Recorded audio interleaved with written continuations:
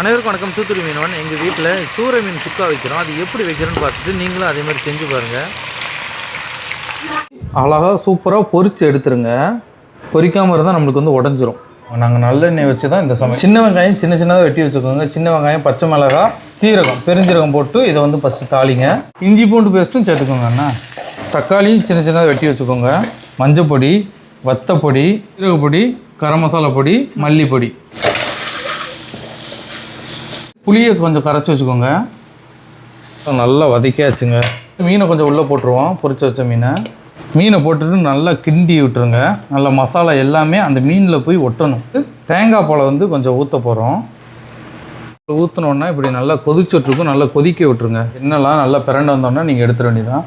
அப்படி பீஸ் ஒன்று அப்படியே சூப்பராக இருக்குங்க.